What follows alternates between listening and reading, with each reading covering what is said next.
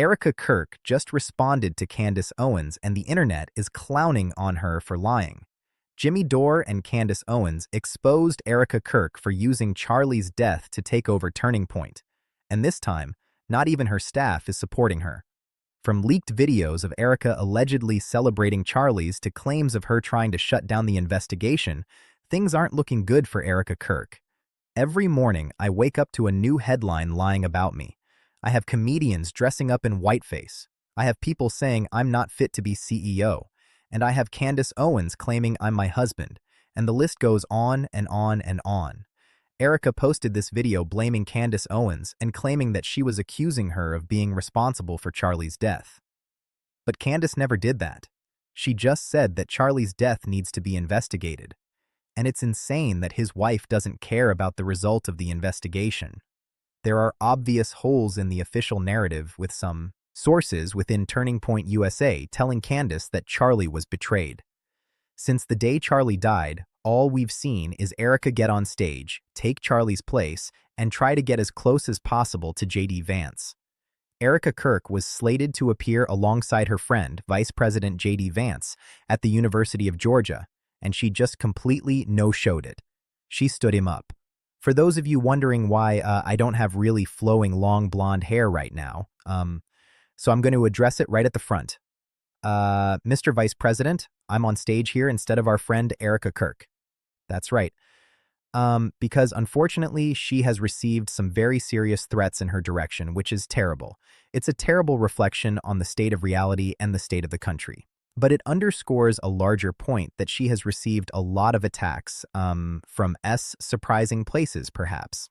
Tell us what you think about that. Some of the people that have made, part-time jobs out of attacking Erica, and this is the net result. Oh my. It is the implication here that it's our fault. Is it my fault? Why do I feel like they're talking about me? Is that weird? So, what actually happened? Nobody wanted to attend. The ticket numbers were abysmal. That is what happened. And I want you to know that that is what has been happening. So, in the nth hour, they decided to cancel her appearance. Turning Point USA seems to have misestimated crowd size for Vance. The Aikens Ford Arena less than 25% filled for the vice president. And yesterday, it looks like was the worst audience turnout in Turning Point's history. Okay, let me repeat that. Under Erica Kirk's stewardship, Turning Point USA is now facing a crisis. Erica knew that she was not coming long before Andrew Colbeat made the announcement on stage. Yet she did not make a statement herself until after the event began. What gives? We know this is not real and they're making this up. Erica really thought everyone would believe her. How is it possible that Erica Kirk's security managed to find credible threats that not even the United States Secret Service could confirm? The same security team that couldn't protect Charlie is now somehow better than the Secret Service. The reality is that ever since Erica Kirk took on the role of CEO, Turning Point USA has been going downhill. The fans don't trust her, and she doesn't have the same authenticity as Charlie. It doesn't take a genius to figure out that Erica's lying about everything. And here is the headline. This is in Barry Weiss's CBS, no less. Okay, so this is like she's got contacts at CBS, and even they had to just run this headline. Secret Service determines no credible threats to UG rally after Erica Kirk's cancellation. The source says a person familiar with the matter tells CBS News, according to the source, that the site was secure and there were no known threats to the protectee. That would be VP. Now, while Kirk may have received hostile messages, including on social media, those were not part of any identified or actionable threat stream that was monitored by federal authorities. Let me interpret that for you. Okay? There's literally no way to separate this. When the vice president is speaking, if he's going to speak at an event and Candace Owens is going to be on stage, the federal authorities are going to be looking online for threats against Candace Owens because you're not going to be like, oh, well that person said they're going to kill Candace Owens. But don't worry, Vep. They're only going to go when they're there. They're only going to kill Candace. She's interviewing you on stage, but don't worry about this threat. No, Of course, they also would be looking at threats against Turning Point USA about threats against that were being directed toward Erica Kirk, and they said this was not happening. Well, first of all, I love Erica, and I know that she did get some threats, and about 2 hours ago, as you know, Andrew, I was a little worried that we were going to have to cancel the event because Erica was not going to come and she was very worried about it. And I talked to the Secret Service, and obviously these guys do a very good job, and I said, you know what? Let's let Erica do what she needs to do for herself and her family. He's basically saying that the Secret Service that we have no idea what she's talking about. We're good. We're good. I don't know what she's having a meltdown about. We've obviously secured everything. And he's like, okay, like just let her figure things out. These lies are only the tip of the iceberg. Allegedly, everything that Turning Point USA has released about the assassination so far has been a lie. Charlie never chose Erica to be his successor, and frankly, given how Erica has been acting, he made the right move. More recently, Andrew Colvette, the spokesperson for a TPUA, posted an out-of-context text message to somehow make it look like Candace was blaming Erica for Charlie's. They're saying Erica should be arrested, that if this evidence was against anyone else, they would be on trial, which has been said. If they're saying she's part of a conspiracy, they are saying that she did it. Period. And I'm not gonna accept any nonsense saying otherwise. Correct. Yeah. And so I posted a screen grab where Candace was talking with a former employee of mine and saying, my first question ahead of the December 15th meeting that they had in Nashville is going to be, why did you murder your husband? So I posted that, and I think that's what Pete is referring to. Yeah. I mean, listen, I think that there is some truth to that. And where the line really gets for me is if you're going to come for Erica Kirk, you're going to start having to go through me and Blake and the rest of us because I'm sick of it. And I'm sick of Charlie's widow getting attacked senselessly, and that's it. I'm sick. I'm sick of people, a ton of these people trash right up to the point of his death. And then I'm sick of people who are trafficking in lies and presenting themselves as his best friend when they hate his organization, hate his wife, hate the people around him, hate what he fought for, hate the Jews, hate everyone, and they come out and they just deal in lies and manipulation because they think that'll make them rich and get clicks. The fact that Andrew Colv even posted this with a straight face is laughable. One tweet about the situation reads, "These wimps can't handle Candace." Did Charlie ever invite them on stage to debate? Did he ever platform his wife as a voice for the organization? At the end of the day, Candace was someone Charlie looked up to, and everyone at that organization was jealous. She's a brilliant mind, and they hide from her. Is this really all that TPUSA can say honestly? Candace has provided real information about a conspiracy behind Charlie's, and all Andrew Colv has to say is a bad joke.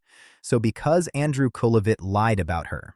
First of all, the idea that the proof that Erica Kirk is correct, that Erica Kirk says Candace Owens is out there saying, "I'm my husband." Can you show a private text message? Like, she didn't say that on her show. She didn't put it on Twitter. She didn't put it on her Instagram. She didn't broadcast. She put. So that, how would she even effing know about it, A? And she didn't tell anybody and it was an obvious joke. So that's what your proof is, that she's out there telling people that Erica Kirk said it's just so crazy on its face. And so it's again another bad PR stunt by Andrew Colbert, the mentally challenged PR guy. Well, look, I wait. So now, because he lied like that, and Erica lied like that too about this, her saying that Erica Kirk K saying that Candace Owens has said and spread around that Erica murdered her husband. She's going to make them pay the price. And guess what the price is? She is now going to reveal Candace Owens, had an insider inside TPUSA feeding her information about Andrew Colvette. Okay? She's going to reveal who that person is. Okay? And that's the punishment that she's going to give to Andrew Colvette for lying about her and Erica Kirk. Candace finally revealed the real reason Andrew Colvette and other high-ranking members of TPUSA have been so silent about Charlie's. When Charlie got shot, Andrew kept quiet about the text messages where Charlie explicitly mentioned who he suspected. There is a reason for that silence. must sentence Andrew and Erica to more truth. That is always the sentencing in this court. Since what you are attempting to falsely insinuate is that I went into that conversation with Erica on December 15th already convinced of her guilt, which is patently untrue. I am now going to prove to audiences just how untrue that insinuation is. Okay. With a private revelation that I made to Erica Kirk, information that I gave her, I would not have given to her had I immediately suspected her of her guilt. I would have given her no information regarding this, and it was a private revelation made about you, Andrew Cavett. I don't know if they told you this. This is a really bad way to find out. But since you tried to surprise me yesterday, bam, surprise, surprise, shouty, as they say.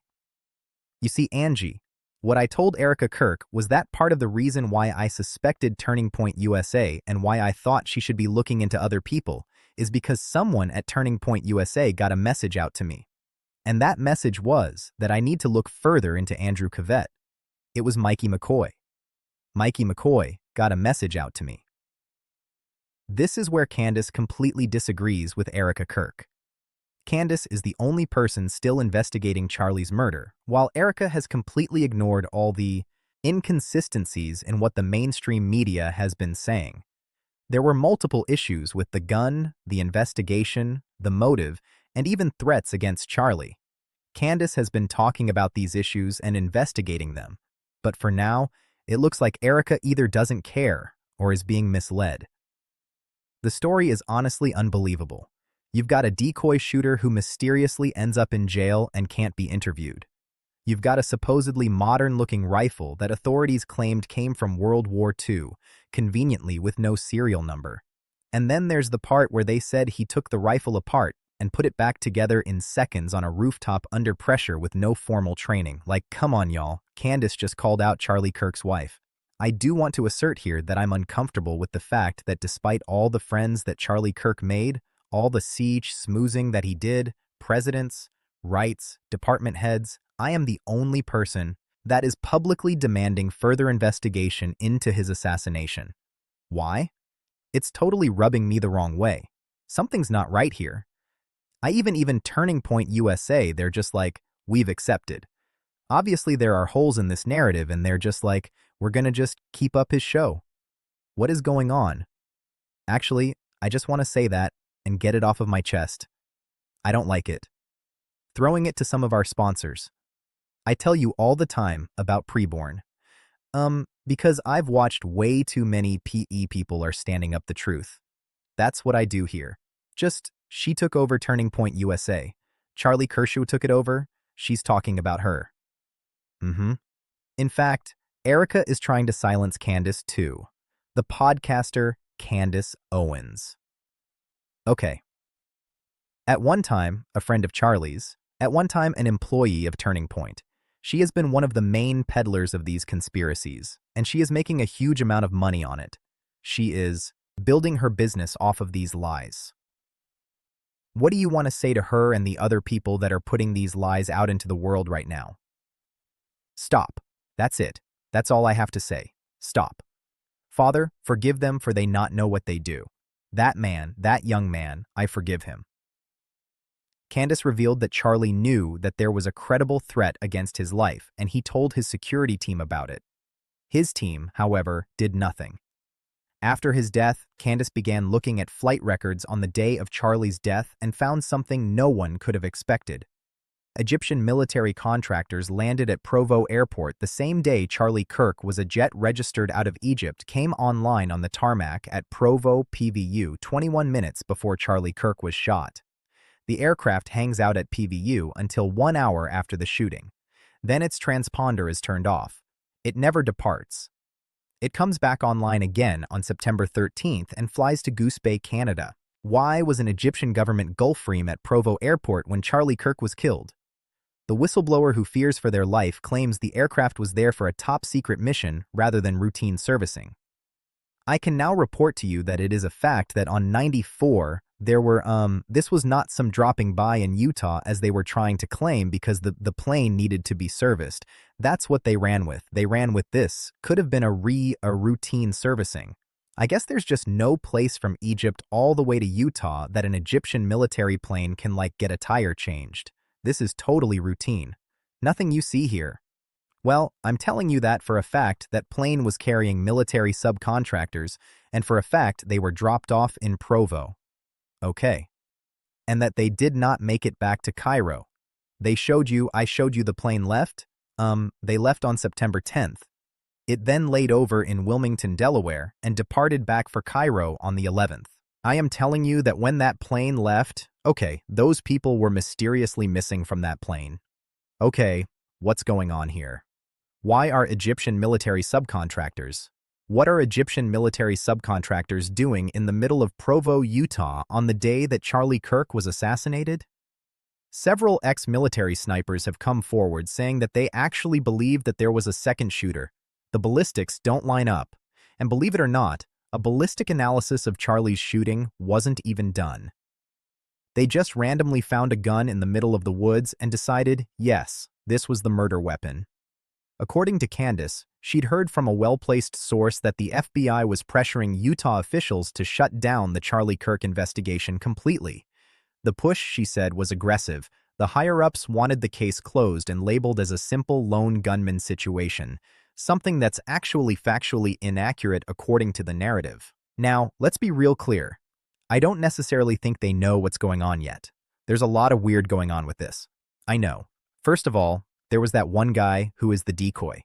All right, so you got this guy who's an older guy who starts yelling out, "Didn't he take his pants down?" He took his pants down. This guy was at 911. He was at the Boston bombings. He called in a fake bomb at another place, and then he did this at this thing right after. So somehow or another, this guy has the state of mind that the moment someone gets shot, he yells out and says, "I did it. I did it," and takes his pants down or something like that. I don't know exactly what he did. Then ready for this, he gets arrested for child right away. Right after this happened. Oh, right away, he's in jail for child. Why is that? Well, now you can't interview him. Right. He's right. Right. And because when the internet people start going, how are you at all these different things? What are the odds? If someone ran it through one of the ChatGPT perplexity things, what are the odds that this guy would be at all those different events and be involved? Zero. This is the guy. Yeah. I just like that. The pants down part is just insane. It's why is yours? I did it. I did it.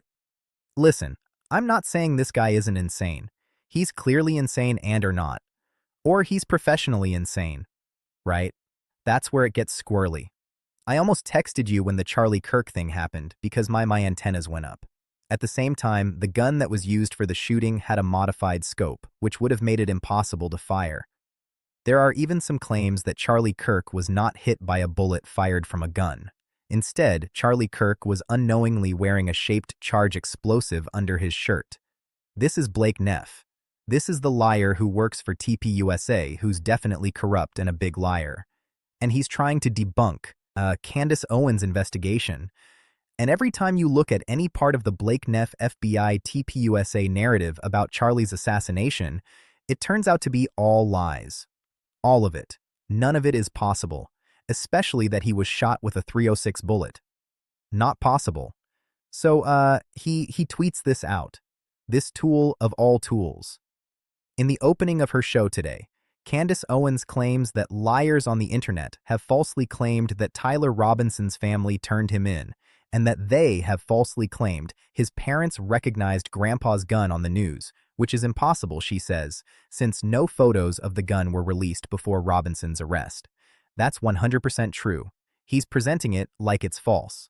But let's go on. This is a remarkably precise way to be dishonest, because when one simply bothers to read the charging document, one sees that Robinson's parents did not recognize the gun. Yeah, but that's not what's being pushed in the media or by pieces of it like you. They recognize photos of the suspect which were released by the FBI as looking like their son. Only then did they move on to suspecting that the rifle was a match, and at that point the FBI already announced they found a high-powered bolt-action rifle. We know Candace has seen all of this. It's worth asking, why would she so deliberately misrepresent the evidence? He just literally said she didn't. First he said she lied, then she goes, no, here's the real claim. So those people who said the false claim she's quoting are liars. She's 100%, he's saying she's correct. So Candace responded. Candace says, "Are you even following this case, Blake? Here, I'll show you." Oh, he's pretending he hasn't. Yeah. Instead of giving clear answers, they keep attacking Candace. Instead of addressing the inconsistencies, they keep acting like anyone who questions the story is crazy. They expect us to believe that a guy with no shooting experience could make a shot like this, using a gun from World War II. And if that wasn't enough, what's up with every shooter now writing a confession note on their bullets? This guy is equally sane and he's saying, "Hey look, that appears to me to be an exit wound. And when I go and look at this, and by the way, Kash Patel said on Sunday that the FBI is looking at leads, including the location of the shot and the angle of the bullet, potentially a second." And that's what Kash Patel said on the Sunday news show. So, this does not appear, Pat, that it's one that Kash Patel said there's a second shoot. Yes, sir. Rob, can you zoom in a little bit, please? I'm 46. Thank you. Director of FBI committed to ensuring investigation into assassination person. The full weight of Americans' law enforcement's active following, dumb extended. We are meticulously investigating theories and questioning the includes the location where the shot was taken, the possibility of accomplices, text messages, confessions, related conversations, Discord chats and the angle of the shot and bullet impact, how the weapon was transported, hand gestured observed as potential signals near Charlie. So they're doing all of that. Okay, that's great. They're saying was taken. Some details are known today while others are still being pursued to ensure every possibility is considered. Our primary focus, a complete investigation for information, will ensure regarding specific details, such as questions about the plane, regarding turning off transponder assassination side. We can share updates. Okay. Recently, news came out that Charlie actually removed Erica from his will. While Erica wants everyone to think that Charlie actually wanted her to be CEO, the reality might actually be completely different. Erica wants the public to believe that Charlie trusted her more than anyone, that she was the natural choice to take over his legacy, and that everyone questioning her is somehow disrespecting him. If Charlie really wanted Erica to control everything after his death, why would there be any confusion about his wishes at all? Erica Kirk was having an affair, which is why Charlie Cook took her out of the will. So, allegedly, the story is that Erica Kirk was having an affair. Charlie hired a private investigator to kind of follow her and see what was going on. And then he took her out of the will. So Turning Point USA, all of the merch, none of that goes to her at all. It just goes to their 2 children. And boy, did they make a lot of money on that merch too. And mind you, he did this before he was assassinated. So I don't know, man. Some people are saying he found out kind of who Erica Kirk was, like who she really is. And that's why everything went downhill, which is insane, because if you look at photos of them, you're like, that is the perfect marriage. That's the perfect life. They have 2 healthy, beautiful children. I mean, all their family photos look like this. So, Erica supposedly starts screaming at the lawyers when she finds out that she was left with no money. But mind you, she was mad that Candace Owens allegedly was making hundreds of thousands of dollars on the assassination and everything going on, telling her side of the story, etc. But mind you, Erica Kirk said, and it was recorded that this assassination was the event of a century. But the weird part, other than that statement itself, that was weird. The other weird part is she said we could pull off the event of a century. That's weird. What do you mean we could pull it off? What do you mean the fact that we were able to pull off an event of a century? Then talking about merch sales, like merchandise. This is what she said. We had over 275,000 people. I think we're at like over 200,000 for merch sales. I know he left his will to his children, but I think he should have just given some to Candace Owens. Now, I want to hear from you. Do you think Candace is right to keep questioning Erica and Tepuza? Or do you think Erica is being unfairly targeted while grieving Charlie's death? Let me know your thoughts in the comments below. And before you go, make sure to like this video and subscribe to the channel because the story is far from over. More details are coming out, more people are speaking up,